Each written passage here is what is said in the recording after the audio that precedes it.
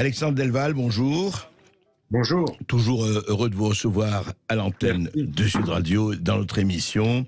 Vous êtes géopolitologue, vous venez d'écrire après moult bouquins avec Jacques Sopelsa, La mondialisation dangereuse.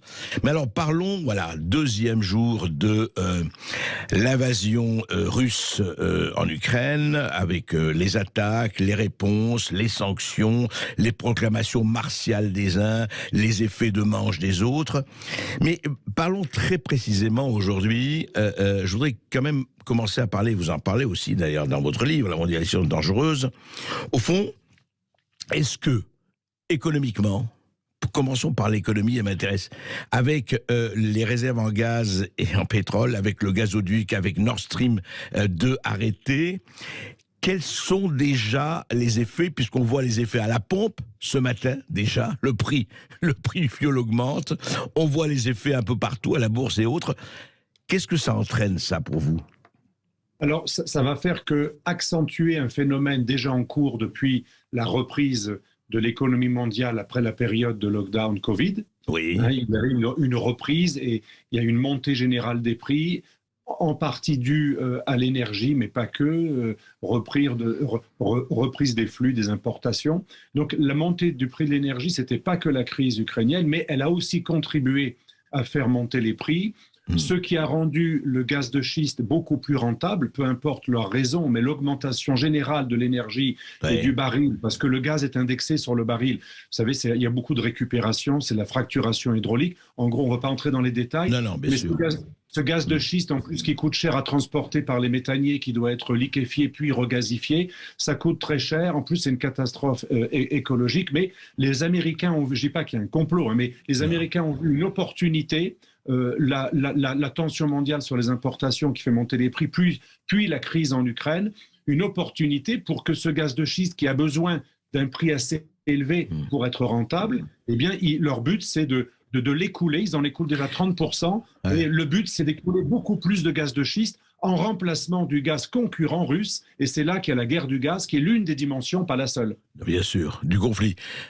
Juste Alexandre Delval, mais quelque part, là, dans ce qui se passe, il y a quelque chose aussi lié à l'économie et à autres, et justement peut-être la dislocation de l'Europe.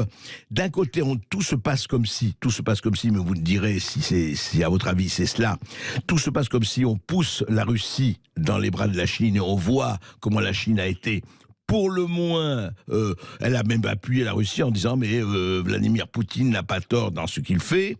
Et puis deuxièmement et surtout, comment va faire par exemple un pays comme l'Allemagne et répercussions sur nous en Europe, parce que l'Allemagne, elle a besoin aussi, vu qu'elle n'a pas fait dans le nucléaire, elle a besoin du gaz russe et peut-être du gaz de schiste, mais enfin ça va être plus compliqué. Quid des répercussions, alors là, géopolitiques par rapport à ce qui se passe aujourd'hui? Alors, il y a deux dimensions. Premièrement, dans la théorie des grands penseurs anglo-saxons, il y a tout un chapitre dans notre livre, La mondialisation dangereuse, là-dessus. Il y a toujours eu la phobie d'une alliance continentale entre l'Allemagne et la Russie. Et c'est en 1904 que Mackinder fait cette fameuse conférence sur le Heartland, reprise par tous les penseurs de l'OTAN. C'est l'ADN de l'OTAN. Empêcher une union continentale, diviser le continent en deux. Et il est clair que c'est lié à l'énergie, puisque plus l'Allemagne dépend du gaz russe, avec notamment Nord Stream 2, qui allait doubler le volume, et en plus en évitant des territoires hostiles et des territoires non stables. Donc le Nord Stream 2 allait très certainement assurer l'approvisionnement en gaz, un gaz sûr et pas cher, par des gazoducs, pas du gaz spot. C'était extrêmement intéressant pour cette alliance continentale, cette autonomie du continent vis-à-vis des Américains ou des pays musulmans. Les Américains étaient très ennuyés par cette perspective. C'est là que le gaz est lié à la géopolitique. Et ils ont fait d'une pierre deux coups la diabolisation de la Russie, la mettre dans ses retranchements, refuser tout accord de sécurité que proposait Poutine pour démilitariser, neutraliser l'Ukraine, mais aussi faire en sorte que l'OTAN cesse de s'étendre vers l'Est, des demandes qui étaient en partie légitimes, parce que, comme l'a bien rappelé Poutine, attention, je ne défends pas ce qu'il a fait en Ukraine, c'est inadmissible, il est devenu fou, mais il y a depuis depuis une vingtaine d'années, Poutine demande à ce que l'OTAN ne soit plus tournée contre la Russie, que ses missiles et antimissiles ne soient pas tournés contre la défense russe. Et on n'a jamais voulu céder à ces demandes, qui pourtant étaient relativement légitimes, puisque les Russes avaient le parc de Varsovie. Et on en est arrivé à cette situation parce que depuis 20 ans, malheureusement, on n'a jamais tenu compte de ce que demandaient les Russes, que l'on peut trouver juste ou pas. Et malheureusement, Poutine, qui est un homme du 19e siècle, il pense que les Européens comprendront, après avoir eu peur d'une troisième guerre mondiale. C'est une stratégie terrible. Mais Poutine a déjà anticipé d'être exclu du marché européen. Il est déjà vers l'Asie depuis plusieurs années. En fait, il avait un coup d'avance. Il y a plusieurs années, j'en parlais avec un économiste, que la Russie prépare une survie sans le marché et le débouché européen. Oui, mais attendez, Alexandre Delval, d'abord, je ne partage pas votre avis que Poutine est fou. Je crois que Poutine est un joueur d'échecs. C'est pas pour le défendre non plus. Je n'approuve pas, évidemment, l'invasion. C'est loin de là. Mais Poutine est un joueur d'échecs pendant que nous, on joue à la belote. Et surtout, je vais vous dire quand même, et moi, je vous pose la question. Quand on est intervenu, l'OTAN a bombardé l'ex-Yougoslavie, a créé le Kosovo sans l'accord des Nations Unies. Quand nous avons fait, nous l'Occident, surtout les États-Unis, le nation building avec la guerre d'Irak suite à l'anthrax de M. Colin Powell, et on sait pour quelle raison. Quand nous avons fait la Libye, et vous connaissez ça très bien, vous en parlez effectivement dans votre livre, quand nous avons fait des guerres et des guerres de déstabilisation de régime, là c'était bien, c'était l'OTAN, c'était très bien. Que ce soit la Yougoslavie, la Bosnie, etc. Et quand c'est là ce qui se passe aujourd'hui, et vous avez dit effectivement ce sentiment d'être un peu encerclé, à tort ou à raison, et bien là, ça devient cette espèce de fasciste hitlérien de Poutine. Il y a quand même 2 poids, 2 mesures, non, Alexandre Delval? Alors, il y a 2 poids, 2 mesures, et surtout, dans mon livre « La mondialisation dangereuse », il y a un chapitre entier sur ce malentendu qui date depuis longtemps. Ce qui m'a frappé, c'est que le concepteur du containment, donc l'endiguement de la Russie sous la guerre froide, on ne peut pas l'accuser d'être russophile, eh bien, George Kennan, à la fin de sa vie, comme Kissinger, aussi acteur de la guerre froide, et mieux, comme Brzezinski, le grand russophobe d'origine polonaise qui était le conseiller de nombreux présidents démocrates, les trois, un des 3 est encore vivant, les 3 ont dit ces 15 dernières années que c'était une folie de ne jamais tenir compte de la volonté russe de ne pas avoir l'OTAN et les missiles de l'OTAN à ses portes, que ça, et cette diabolisation, cette exclusion des instances internationales, que ça allait réveiller les tendances les plus folles, alors vous avez raison de m'avoir rectifié, est-ce qu'il est fou? Quand je parlais de fou, je disais plutôt, c'est la stratégie du fou au fort, vous savez, ou du fou à celui qui est rationnel et qui veut 0 mort.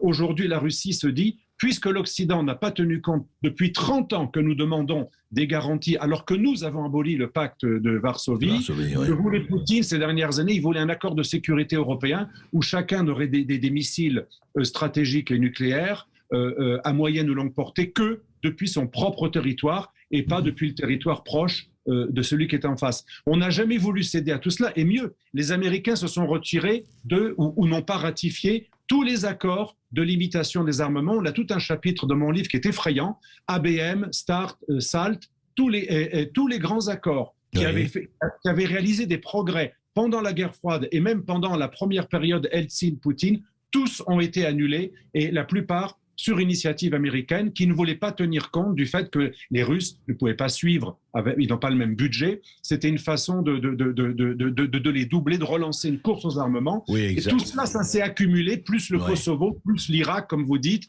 plus les révolutions de couleur qui ont rendu hystérique quand même le clan Poutine en 2003-2004. On a dépensé des milliards de dollars pour rendre des pays qui étaient plutôt pro-russes, comme l'Ukraine, les rendre anti-russes en leur faisant miroiter l'Eldorado occidental européen. Et ça a marché. Le soft power, ça marche. Les Américains sont meilleurs en soft power qu'en guerre. Ils les perdent tous.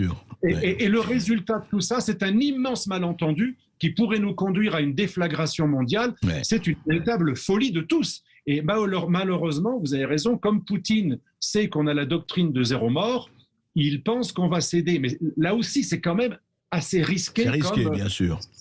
Des 2 côtés, on a pris des risques fous, alors qu'on a le même ennemi au départ civilisationnel, islamiste et chinois. on est on est au bord de la guerre inter-européenne. Mais alors, Alexandre Delval, comment vous expliquez que effectivement, on aurait pu, enfin, c'est facile à dire aujourd'hui, mais je crois quand même que ce soit les accords de Minsk ou ce qui s'est passé avant 99, si les Américains et l'OTAN et surtout l'Europe, vous savez que l'Allemagne et la France avaient signé que l'Ukraine serait en tout cas neutre, et l'Ukraine aurait pu être proclamée neutre comme l'Islande, comme la Norvège, comme la Suède, etc., etc., et garantir qu'il ne serait jamais dans l'OTAN.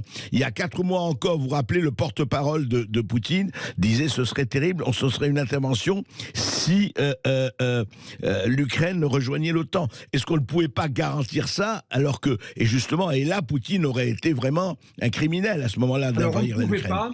On ne pouvait pas, pour un travers que j'explique, c'est un peu le fil rouge de mon livre, La mondialisation dangereuse, les Européens et les Américains et les puissances atlantistes, qu'elles soient directement adhérentes de l'OTAN ou pas, oui, sont prisonnières d'une vision mondialiste, et je m'explique, ou néo-impériale, c'est-à-dire que leur système est un système qui ne peut pas arrêter de s'étendre parce qu'ils pensent que leur système est valable pour toute l'humanité. C'est ce qu'on appelle la dérive mondialiste ou la lecture mondialiste de la mondialisation.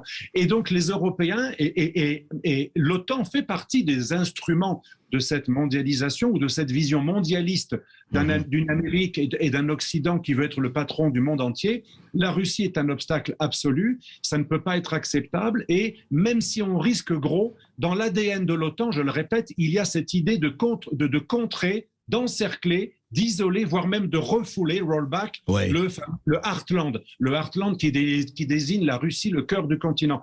Tout l'ADN des stratèges de l'OTAN, toute la pensée atlantiste, c'est encercler, entourer, et donc diaboliser la Russie, parce que si la Russie ne tombe pas dans des pièges et ne devient pas le diable qu'on veut qu'elle est, parce que tout a été fait pour les rendre fous, eh bien, si la Russie n'est pas un ennemi, il n'y a plus de justification de l'extension de l'OTAN et de la domination. Oui, mais alors, exact. Mais Alexandre, même un Emmanuel Macron a dit il n'y a pas si longtemps que l'OTAN était en état de mort cérébrale et que ça ne servait plus à rien. Et alors, en même temps, aujourd'hui, c'est la nouvelle croisade. C'est quand même bizarre.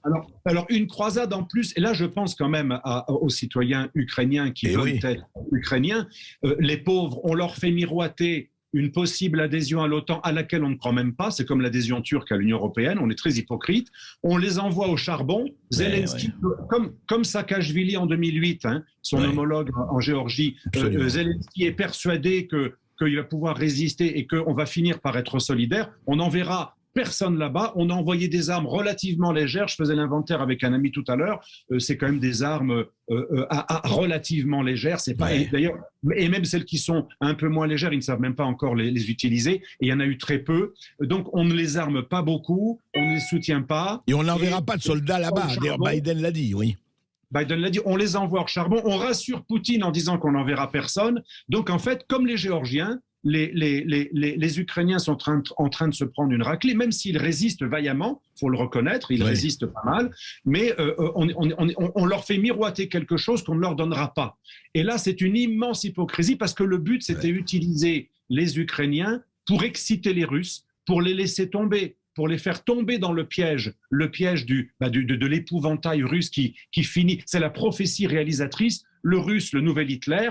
Les Russes sont tombés dans le piège. Moi, je soutiens que Poutine, soit il prépare un renversement de l'ordre mondial, une troisième guerre mondiale avec la Chine, et là, il est rationnel, soit il a quand même franchi un Rubicon qu'il ne devait pas franchir, parce qu'on ne sait pas où ça peut aller, mais il est persuadé que les Européens sont lâches et effectivement ne se battront pas pour les Ukrainiens. Juste un mot, est-ce que ça ne peut pas, encore une fois, on discute, on n'est pas là pour faire des jugements, est-ce que ça ne peut pas s'arrêter comme l'ont fait les Occidentaux et l'OTAN en Libye, en Irak et ailleurs, à un changement de régime en Ukraine ?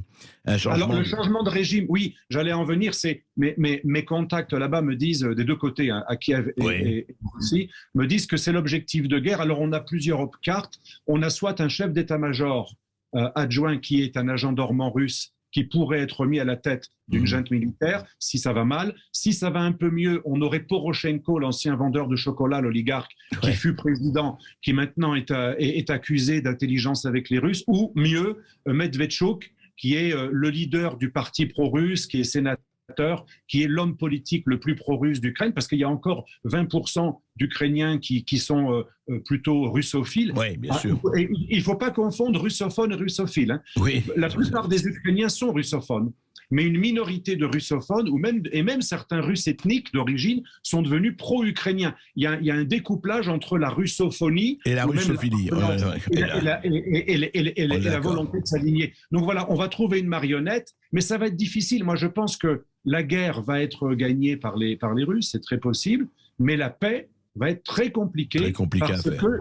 que ce qu'a sous-estimé Poutine, et là on peut lui émettre une critique, Poutine vit dans un bunker. Oui, il ne reçoit que des rapports faits par son entourage, il ne regarde pas Internet et il est persuadé que les Ukrainiens sont des Russes et qu'il va pouvoir faire revenir des pro-russes. C'est la nostalgie du KGBiste et de l'Union soviétique. C'est clair qu'il l'a, lui, c'est clair. Et c'est aussi l'illusion qu'un russophone, car même à Kiev, on parle plus russe qu'ukrainien, c'est l'illusion qu'un russophone est forcément russophile. Bien Or, sûr. il y a un découplage. Et moi, ça m'a beaucoup surpris en parlant avec des Ukrainiens. On a des Ukrainiens d'origine russe qui sont anti-Poutine et anti-russes et nationalistes ukrainiens. Et inversement, on a certains Ukrainiens ethniques qui sont pro-russes. Et là, donc, c'est beaucoup plus compliqué que ce que croit. C'est clair. Dans l'Est compliqué, il ne faut pas aller avec des idées simples. Merci Alexandre Delval, merci de vos éclaircissements. Merci beaucoup Alexandre Delval. Je rappelle que vous avez coécrit avec Jacques Sopelsa La mondialisation dangereuse aux éditions de l'Artilleur. Et puis tout de suite, on va parler d'un mal franco-français, mais qui devient urgent, les parrainages. Sud Radio Berkov dans tous ses états. Appelez maintenant pour réagir 0826 300 300.